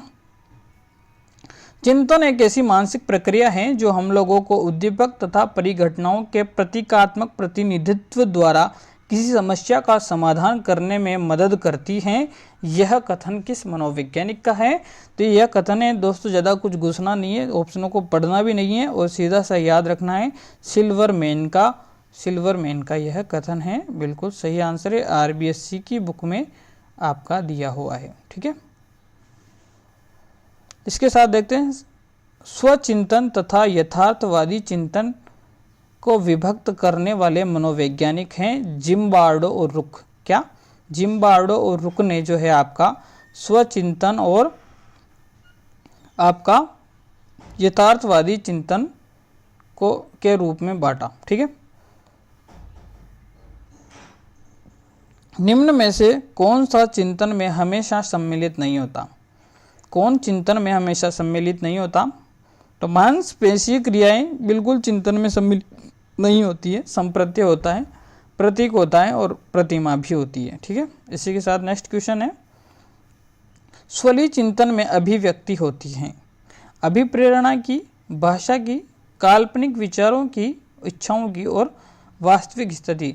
तो स्वलीय चिंतन का मतलब होता है काल्पनिक विचार बनाना और खुद की विशेष होती है इसमें बिल्कुल काल्पनिक विचारों की जो है इच्छाओं की अभिव्यक्ति आपके स्वलीय चिंतन में होती है। यहाँ तक की बात आपको अच्छे से समझ में आ गई होगी। चिंतन के बारे में बहुत ही अच्छे क्वेश्चन भी हैं यहाँ पे, आप लोगों ने देखे होंगे, बहुत ही मतलब एक प्रकार से स्वलीय चिंतन आप लोग ऐसे समझ लेते हो कि कोई बच्चा है जो कल्पना करता है कि वो पढ़ाई खत्म करने के बाद एक IAS ऑफिसर बनेगा, एक IPS बनेगा, एक IPS ऑफिसर बन सकता है, और वो ऐसे सोचेगा कि इसके पास एक चमचमाती कार होगी, ऐसा मतलब कुछ सुंदर बीवी के साथ में बैठ के उस दुनिया की रंगीन शेयर करेगा। ऐसी कुछ अवधारणाएं जो है आपका बालक सोचता रहता है स्वलीय चिंतन में। ठीक है, कौन सा यथार्थवादी चिंतन का उदाहरण नहीं है? अभिसारी चिंतन, सृजनात्मक चिंतन, स्वलीय चिंतन, आलोचनात्मक चिंतन। तो दोस्तों हमने देखा था अभी स्वलीय चिंतन और यथार्थवादी चिंतन दोनों अलग अलग होते हैं क्योंकि दोनों को विभक्त किया गया है अलग अलग। तो यहाँ पे इसका सही आंसर जो है स्वलीय चिंतन है। बाकी ये अभिसारी चिंतन, सृजनात्मक चिंतन और आलोचनात्मक चिंतन, ये तीनों जो है आपके यथार्थवादी चिंतन के पार्ट्स हैं। इसी के बाद नेक्स्ट क्वेश्चन की बात करते हैं। श्याम है, कोई बालक है, किसी वस्तु के गुण और दोष दोनों के बारे में चिंतन करने के पश्चात ही उस वस्तु को खरीदता है, यह उदाहरण है।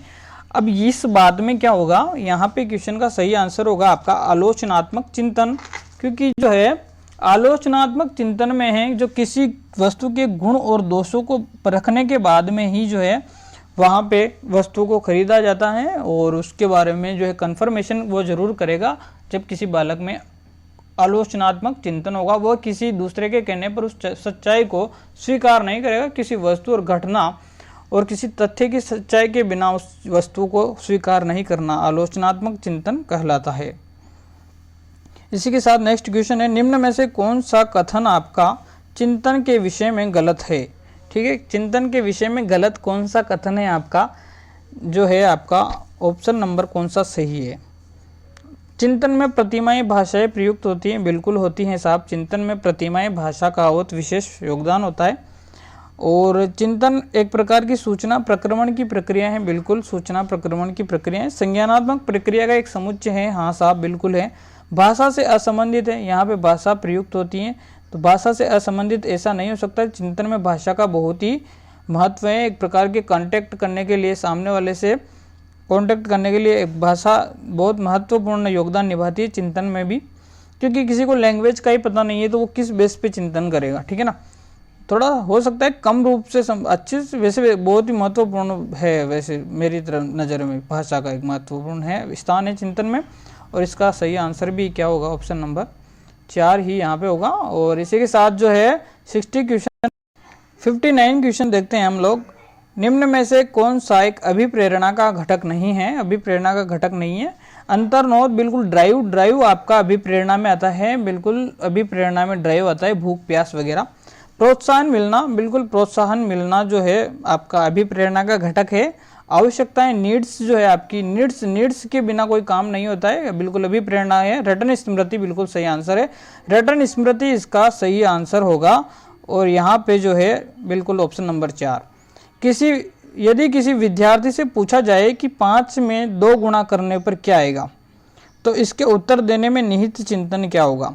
ठीक है, किसी विद्यार्थी से पूछो, चाहे किसी आईएएस ऑफिसर से पूछो, या फिर आप यही क्वेश्चन किसी आपके जो है IITN से पूछो, है ना, यही क्वेश्चन आप किसी नीट के विद्यार्थी से पूछो, यही क्वेश्चन आप किसी तीसरी के बच्चे से पूछो, तो वो 5 से गुणा करने पर, 2 को गुणा करने पर वो उसका सभी आंसर जो है एक ही देंगे। और ऐसा कब होता है, किस प्रकार के चिंतन में हो सकता है, जल्दी से मेरे को बताइएगा। आलोचनात्मक चिंतन बिल्कुल नहीं हो सकता। सृजनात्मक चिंतन, क्या सभी इसका आंसर अलग अलग देंगे, खुद के रूप से निकाल के देंगे क्या इसका आंसर, हाँ ऐसा होगा क्या कभी। जल्दी से मेरे को इसका सही आंसर बताएंगे आप लोग। 60 नंबर क्वेश्चन का सही आंसर होगा ऑप्शन नंबर बी, बिल्कुल अभिसारी चिंतन यहाँ पे सही आंसर होगा, क्योंकि सभी के सभी जो 5 से गुणा कर 2 को गुणा करने पर 10 ही इसका आंसर बताएंगे।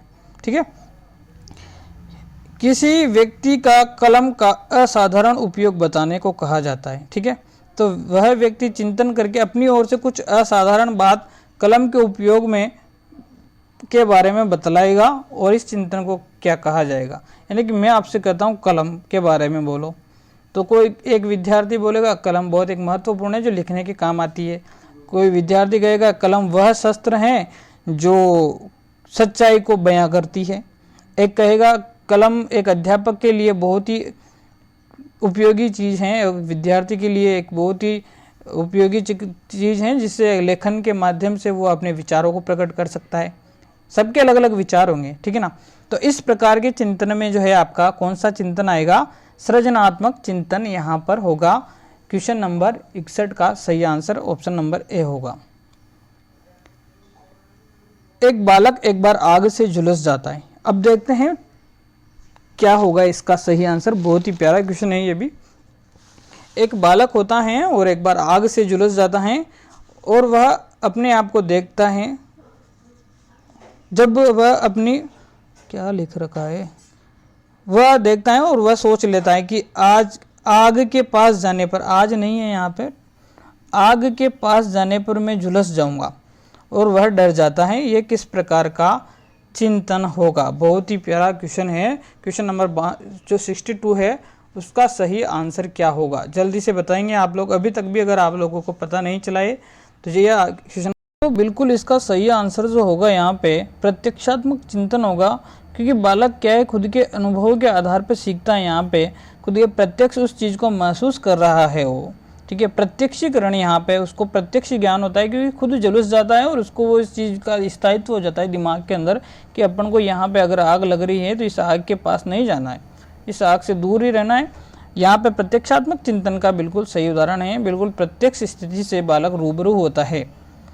अब यहाँ पे दूसरा क्वेश्चन है, एक बालक के माता पिता जब बाजार जाते हैं तो वह मन ही मन सोच लेता है कि बाजार से लौटने पर भी जो है उसके लिए कोई ना कोई खाने की वस्तु या फिर खिलौना लेकर जरूर आएंगे। यह बालक किस प्रकार का चिंतन करता है? सृजनात्मक चिंतन, प्रत्यक्षात्मक चिंतन, कल्पनात्मक चिंतन या फिर इनमें से कोई नहीं? तो यहाँ पे इसका सही आंसर होगा बालक कल्पना कर रहा है कि उसके माता पिता आएंगे। यहाँ पर प्रत्यक्ष जो परिस्थिति होती है वह अनुपस्थित रहती है, ठीक है, उसके सामने की बात नहीं है। वो जो अपना पूर्व जो है बालक सोचता है, मतलब उद्दीपक के सम्मुख नहीं होने पर भी वो स्मृति के आधार पर अपने भविष्य के बारे में सोच रहा है कि जो है अगर माता पिता बाजार गए तो कुछ ना कुछ जरूर लेके आएंगे मेरे लिए। मन ही मन वह कल्पना कर रहा है, कल्पनात्मक चिंतन के कारण वह अनुभव कर रहा है। मतलब कुल मिला के बात ये, वह एक प्रकार की इमेज क्रिएट कर रहा है अपने माइंड के अंदर, जो कि माता पिता उसके सामने प्रत्यक्ष प्रस्तुत नहीं है। जो यहाँ पे क्या होगा, बिल्कुल आपका कल्पनात्मक चिंतन होगा, बिल्कुल बालक कल्पना ही कर रहा है क्योंकि प्रत्येक वहाँ आग लग चुकी थी और वहाँ जल चुका था, उसने उस चीज़ का प्रत्यक्ष अनुभव किया है, इस वजह से वहाँ पे प्रत्यक्षात्मक चिंतन पाया गया था। और प्रत्यक्षात्मक चिंतन जो होता है ज़्यादातर जो है बालकों में होता है और पशुओं में पाया जाता है इस प्रकार का चिंतन, ठीक है। नेक्स्ट क्वेश्चन देखते हैं। तर्क एक प्रकार का चिंतन है, काल्पनिक वास्तविक दोनों ही और स्पष्ट। जो दोस्तों इसका सही आंसर जो है आपका तर्क एक प्रकार का वास्तविक चिंतन होता है। क्या होता है? तर्क एक प्रकार का वास्तविक चिंतन होता है। बिल्कुल ऑप्शन नंबर बी इसका सही आंसर होने वाला है यहाँ पे, ठीक है। इसके बाद देखते हैं नेक्स्ट क्वेश्चन। तर्क चिंतन की वह प्रक्रिया है जिसमें निष्कर्ष होता है अथवा सामान्य नियमों के आधार पर समस्या का समाधान होता है। यह कथन किस मनोवैज्ञानिक से संबंधित है? Good, James Drever, Hurlock, William बर्नौट। तो बिल्कुल यह कथन जो है आपके जेम्स ड्रेवर साहब ने ही कहा था कि जो है तर्क वह चिंतन की वह प्रक्रिया है जिसमें निष्कर्ष होता है और सामान्य नियमों के आधार पर समस्या का समाधान होता है। सभी मनुष्य मरणशील हैं। मोहन भी एक मनुष्य हैं और वह एक मरणशील हैं। यह किस प्रकार का तर्क है?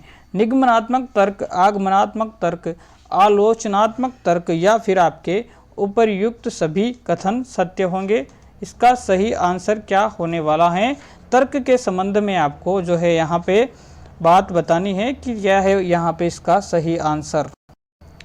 तो दोस्तों इसका सही आंसर होगा निगमनात्मक तर्क, क्योंकि यह बात एक प्रकार का रूल ही समझ लो कि जो इंसान पैदा हुआ है उसको मरना ही पड़ेगा, है ना। जो इंसान पैदा हुआ है उसको एक ना एक दिन की हर इंसान को, प्रत्येक इंसान को है मृत्यु प्राप्त जरूर होगी, यानी कि सभी मनुष्य मरणशील है। ये एक प्रकार का निगमनात्मक तर्क है, एक प्रकार का नियम ये है, पहले से ज्ञात नियम है, ठीक है।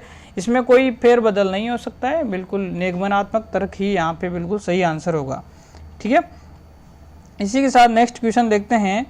एक व्यक्ति जो है दूसरों के द्वारा किसी एक तथ्य विचार को दिए जाने पर उसे हूबहू स्वीकार नहीं करता। पदार्थ के गुण दोष की परख करने के बाद ही वह किसी निश्चित निष्कर्ष तक पहुंचता है। यह किस प्रकार की तर्कना है? अभी मैंने बताया था गुण और दोष की बात कौन करता है? आलोचनात्मक चिंतन जो करता है वही गुण दोष की बात करता है। उसकी जो वास्तविक स्थिति जब तक उसको पता नहीं चलती है तब तक वह उस चीज़ को स्वीकार नहीं करता है, ठीक है। इसी के बाद बहुत ही प्यारा क्वेश्चन है हमारा। रानी लक्ष्मीबाई महाराणा प्रताप के समान एक वीरांगना थी, क्योंकि जिस प्रकार से महाराणा प्रताप ने मुगलों के सामने हार को स्वीकार नहीं किया, ठीक उसी प्रकार रानी लक्ष्मीबाई ने अंग्रेजों से हार नहीं मानी थी। इस कथन में किस प्रकार की तर्कना है?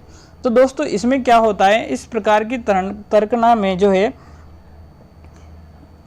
इस प्रकार की तर्कना में जो क्या होगा, उपमा के आधार पर तर्क वितर्क करेंगे, ठीक है।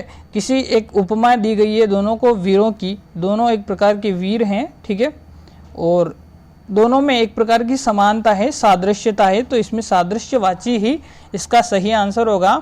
और तर्क वितर्क करते हुए किसी निष्कर्ष पर पहुंच रहे हैं उपमा के आधार पर। जब किसी उपमा के आधार पर जब किसी के निष्कर्ष पर पहुंचा जाता है तो उसमें सादृश्यवाची तर्कना ही होती है। ठीक है, इसी के बाद नेक्स्ट क्वेश्चन है, निम्न में से समस्या समाधान की विधि है।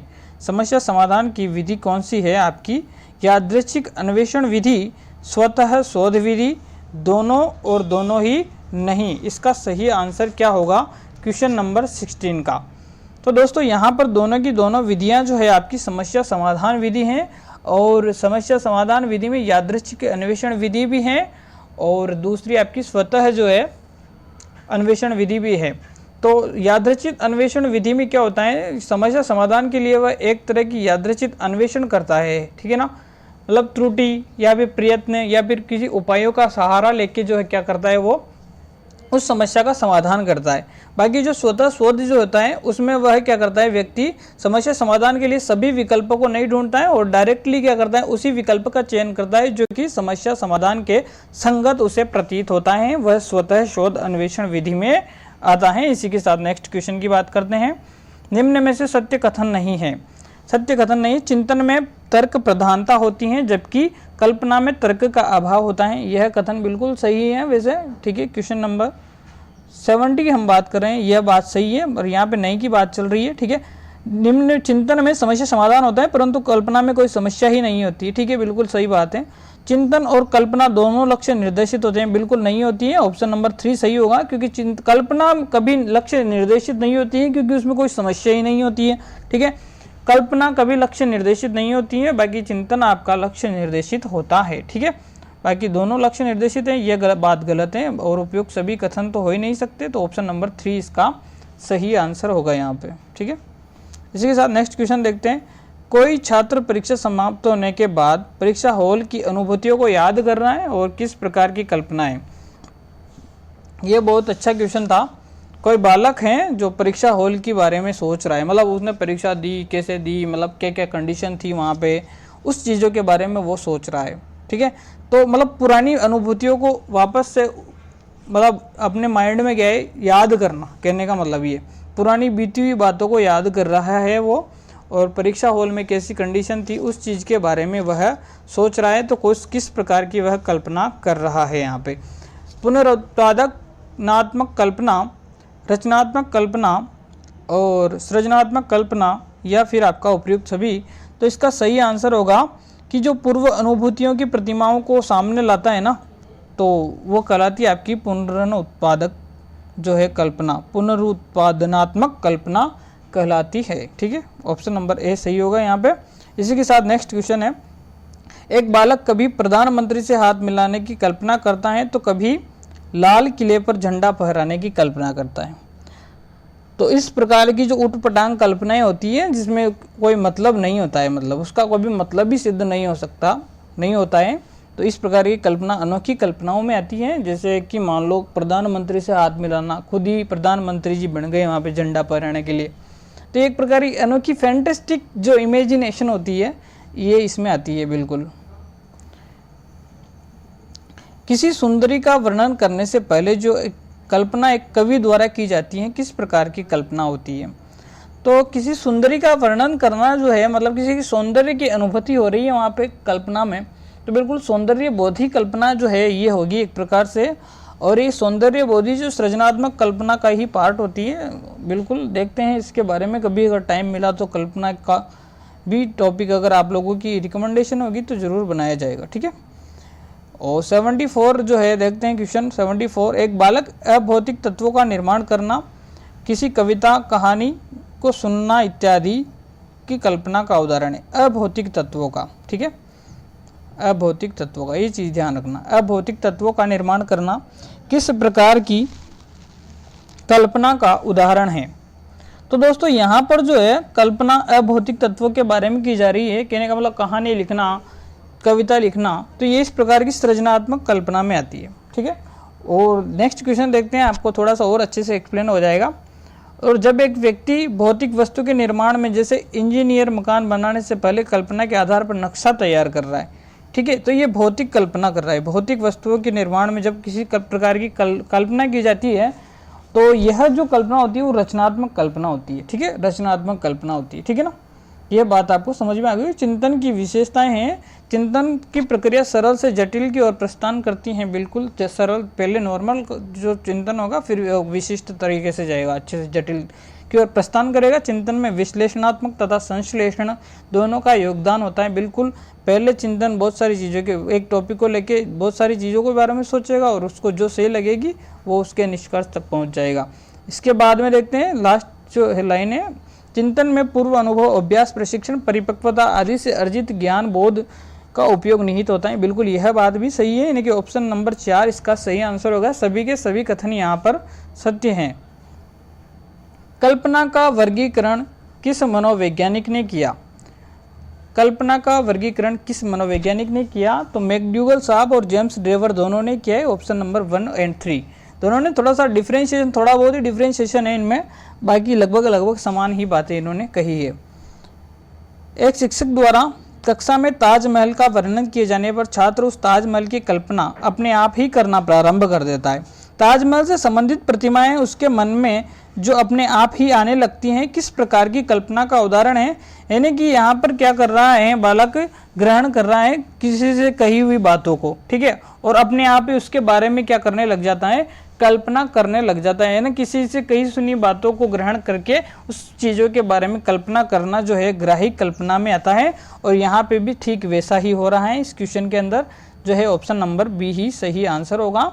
और 70 वो कर ही लिया है हमने, 77, 78 हो गया है। 79 क्वेश्चन देखते हैं, बहुत ही अच्छे क्वेश्चन जो मैंने ऐड किए थे आप लोगों के लिए। 79 क्वेश्चन का मोटिवेशन शब्द किस लैटिन शब्द से बना हुआ है? तो मोवेरे से ज़्यादा लोड नहीं लेना है, बिल्कुल याद कर लेना इसको, क्योंकि ज़्यादा ऑप्शन पढ़ोगे तो आपका दिमाग भी क्या है थोड़ा सा डिस्ट्रैक्ट हो जाता है। तो इसका सही आंसर है मोवेरे, है ना, MOVERE। बिल्कुल आपके RBSC की बुक में दिया हुआ है, तो इसमें कोई कन्फ्यूजन नहीं है। 79 का सही आंसर ऑप्शन नंबर ए। निम्न में से कौन सा एक जन्मजात अभिप्रेरक नहीं है? प्यास, निद्रा, आकांक्षा, भूख बिल्कुल सही है। प्यास बिल्कुल सही है, निद्रा सही है। आकांक्षाएं बाद में आती है, जैविक अभिप्रेरक में नहीं होगी ये। आकांक्षा इंसान की बाद में बनती है धीरे धीरे किसी न किसी चीज़ों को लेके, ठीक है। 80 क्वेश्चन कंप्लीट हो चुके हैं हमारे। इसी के साथ 81 मैस्लो का सिद्धांत किस पर आवश्यक है आधारित हैं? बिल्कुल मैस्लो के सिद्धांत के बारे में बात करते हैं। आवश्यकताओं के सिद्धांत, मांग का सिद्धांत, मैस्लो का सिद्धांत। समझ में आ गई होगी बात आपको। आवश्यकता का सिद्धांत जो है आपके मैस्लो साहब का है। आवश्यकता बिल्कुल सही आंसर होगा इसका। नेक्स्ट क्वेश्चन देखते हैं। निम्न में से कौन सा एक अभिप्रेरणा का पक्ष नहीं है? दबाव, यही इसका सही आंसर है। दबाव किसी अभिप्रेरणा का पक्ष नहीं हो सकता। अगर किसी को दबाव की बात आ जाती है तो आप समझ सकते हो दबाव कभी अभिप्रेरणा नहीं हो सकती है। नीड जरूर आपकी आवश्यकता हो सकती है। आपका ड्राइव आवश्यकता में आता है, ड्राइव आवश्यकता में आता है। आपका प्रोत्साहन भी जो है आपका आवश्यकता में आता है। बिल्कुल उपलब्धि की आवश्यकता जिसे कहा गया है, बिल्कुल MACH, M1, N1, A1 और ऑल। तो N1 बोला जाता है उपलब्धि की जो आवश्यकता होती है, N अचीवमेंट जिसको बोला जाता है, ठीक है। ये क्वेश्चन बहुत ही अच्छा है, N1 जरूर याद रख लेना आप थोड़ा सा, ठीक है। उपलब्धि अभी जो की आवश्यकता होती है इसे N1 कहा जाता है। मैस्लो के मॉडल के पदानुक्रम का सबसे निम्न स्तर है, निम्न स्तर है बिल्कुल आत्म सिद्धि की आवश्यकता, ये उच्च स्तर है। सबसे क्या, सबसे उच्च स्तर जो है आत्म सिद्धि की आवश्यकता है। और सबसे निम्न स्तर जो है आपका शारीरिक क्रिया की आवश्यकता है, यानी कि ऑप्शन नंबर 3 यहाँ पे सही आंसर होने वाला है, ऑप्शन नंबर 3। नेक्स्ट क्वेश्चन देखते हैं। निम्न में से भोजन संबंधी विकृति हैं एनोरेक्सिया नर्वोसा, बुलिमिया नर्वोसा, दोनों या फिर नन? तो बिल्कुल एनोरेक्सिया नर्वोसा, बुलिमिया नर्वोसा दोनों ही भोजन संबंधी विकृतियां हैं, दोनों की दोनों भोजन संबंधी विकृतियां हैं। बिल्कुल